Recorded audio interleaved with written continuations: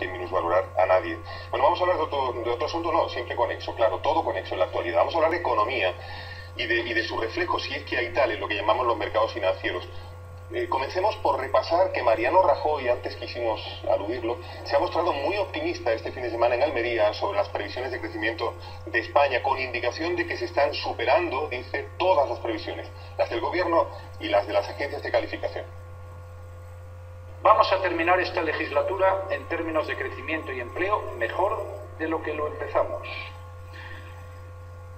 Y habremos superado la mayor crisis económica que tuvo España en 3 generaciones.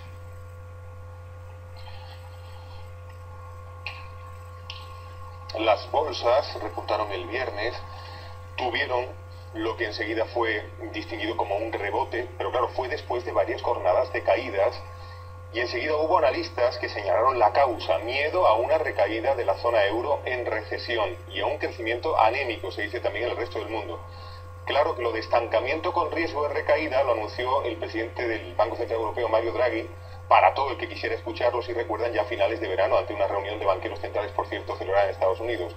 José Luis García, del portal www.enbolsa.net, es nuestro analista. José Luis García, buenos días. Hola, buenos días. Bienvenido de nuevo a Canal Sur Televisión. Muchas gracias. ¿Está siendo reacción de los mercados frente a ese miedo a una recaída en recesión? Bueno, yo más que miedo a una recesión, sí a un crecimiento económico mucho más lento de lo que se esperaba y a problemas a nivel global más que focalizarlos en el caso europeo, ¿no?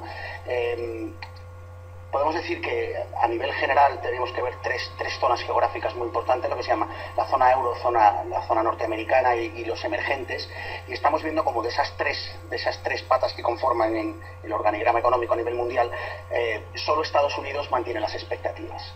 Se ve que su política de expansión económica, su política de los quality easing sí han surtido efecto dentro de su economía. No así de momento las políticas que se están llevando por parte del Banco Central Europeo.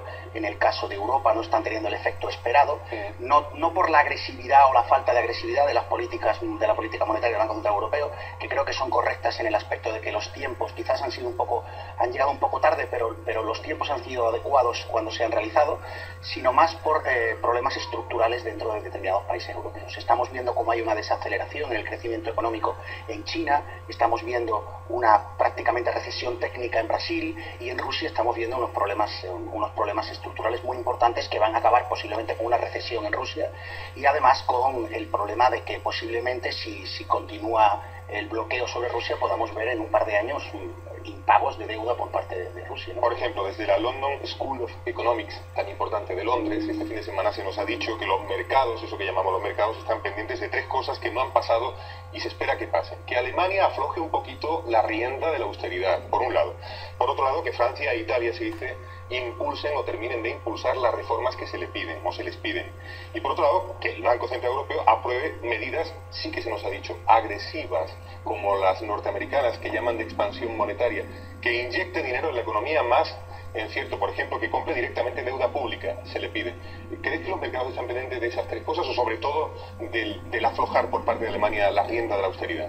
Si nos focalizamos en Europa, focalizándonos en Europa, tendríamos, por un lado, las medidas del Banco Central Europeo ya están tomadas, unas primeras medidas, y hay que ver cómo esas medidas afectan a la economía, lo que es a la economía doméstica por un lado, y por otro lado a la economía de las empresas. Una de las medidas que se han tomado son inyecciones de liquidez directamente al sistema financiero. Pero esa liquidez ya hemos tenido una en septiembre y ahora hay otra en diciembre, que son las litro, que son básicamente prestarle dinero a las entidades financieras con la obligación de que ellas lo deriven hacia el crédito. Pero hay un problema, y es que en diciembre vamos a ver que no va a haber demanda de crédito. No va a haber demanda de crédito de la que quiere el sistema financiero, claro, el sistema bancario, que es demanda de crédito de calidad. Porque demanda de crédito de baja calidad sí hay, pero ahí los bancos no abren la mano, la abren con la de calidad. Y para que haya demanda de crédito de calidad es necesario que las empresas que nos soliciten ese crédito quieran realizar proyectos de inversión. Y nadie se mete en proyectos de inversión en una fase de recuperación como en la que estamos en la zona euro, donde está absolutamente ralentizada ralentizada la recuperación económica. Por lo tanto, tenemos ahí el problema de que aunque inyectemos liquidez al mercado, el mercado no lo va a solicitar, porque además las entidades financieras sí tienen liquidez a día de hoy. Lo que no tienen son una demanda atractiva para ellos. Por tanto, a tu juicio, ¿qué puede pasar ahora? ¿Esto que vimos la semana pasada en las bolsas va a seguir pasando? ¿Vamos a seguir viendo...? Yo espero un entorno de rango lateral bajista en el mercado. Hay otra parte muy importante. Explíquese. Sí, yo me explico. Hay una cosa muy importante y es el efecto, hay un efecto que se llama en el mercado financiero el efecto rebaño. El efecto rebaño se produce cuando hay un dato o un hecho macroeconómico que provoca un impacto determinado en la bolsa, como el que ocurrió esta semana pasada, y eso provoca una caída. Y entonces hay una serie de niveles técnicos en los índices, por ejemplo, creo que en los titulares antes hablasteis de la pérdida del 10.000 del IBEX, a los 10.000 puntos del IBEX, esa barrera psicológica tantas veces aludida. 17.000 puntos del Dow Jones, 1.950 puntos del S&P 500. Esos niveles técnicos provocan órdenes masivas de venta por parte de los operadores. Nosotros que trabajamos en los mercados nos dejamos guiar mucho por esos niveles técnicos. Cuando esas zonas se pierden, aparecen ventas masivas. Y es lo que se llama como un sell-off o una especie de efecto rebaño. Y es, tú vendes, yo vendo, yo vendo, yo vendo, yo vendo. Ventas masivas significan que baja el índice. Baja el índice y caen los precios de las acciones. Y los titulares dicen, los mercados reaccionan al miedo, tienen miedo a la recesión. Hay otra forma para los inversores particulares, para que detecten ese miedo, hay una forma que yo les aconsejo que hagan, y es que cojan el ratio, que hagan un ratio, una división entre el precio de la bolsa y el precio del bono. Al dividir el precio de la bolsa y el precio del bono les sale una curva. Esa curva, cuando es ascendente, el dinero entra en las bolsas y por lo tanto hay complacencia, hay confianza. Cuando esa curva se gira a la baja, quiere decir que el dinero entra en los bonos, por lo tanto hay miedo e inestabilidad.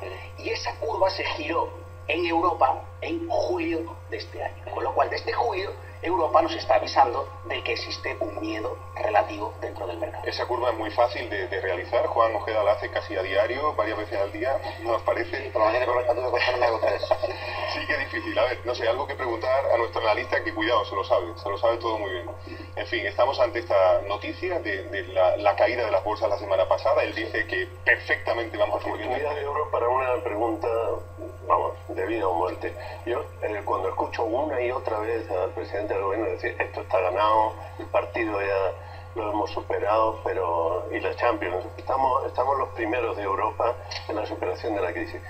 Yo no le voy a pedir a un analista económico que me dé una opinión política, pero sí, si tiene algún efecto sobre la realidad socioeconómica ese tipo de discurso político.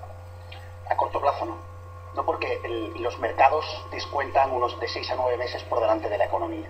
Entonces, aparte, hoy en día, y es verdad que ahora mismo, digamos, las dos máquinas que están liderando un poco la recuperación económica en Europa son Alemania y, aunque parezca increíble, España, pero no, yo no creo que por méritos de España, sino por deméritos del resto, Portugal o Francia, ¿no? Que Francia tiene un déficit público. Una de las reformas, uno de lo que le está pidiendo, una de las causas que está pidiendo con mayor énfasis el Banco Central Europeo, la figura de Mario Draghi, es que tanto Italia como Francia necesitan reformas estructurales, porque Francia tiene un sector público que aporta el 50% de su PIB. Por lo tanto, si no hay reformas estructurales dentro de ese sector y reducción de ese déficit público, es imposible que una de las locomotoras europeas, como es Francia, ayude a ese proceso. Entonces España ahora mismo está haciendo un poco la labor. ¿Eso se ve en la economía doméstica? Pues no, a corto plazo no. ¿Se verá en la economía doméstica? Pues se ve porque al final el dinero y la situación favorece a los entornos económicos. Por ejemplo, ahora mismo el IBEX 35, que es el índice que recoge la bolsa española, en el año 2014 es el índice europeo que menos cae. Oye, ¿se ve indirectamente? Pues a lo mejor indirectamente no, pero si ustedes tienen acciones o cualquiera de los televidentes saben que tienen acciones, pues sus acciones hoy están un poquito más altas que las acciones alemanas, francesas, portuguesas.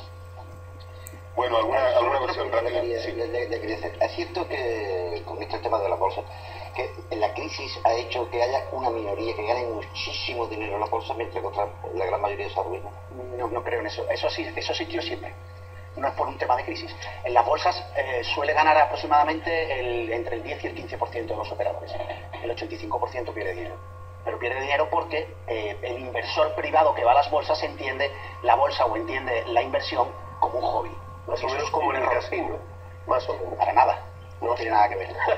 No tiene nada que ver. Has preguntado en el alma, Paco. No tiene nada que ver porque el casino hay un factor suerte, que hay un factor de estudio y análisis. ¿El problema cuál es? Se lo resumo muy fácil.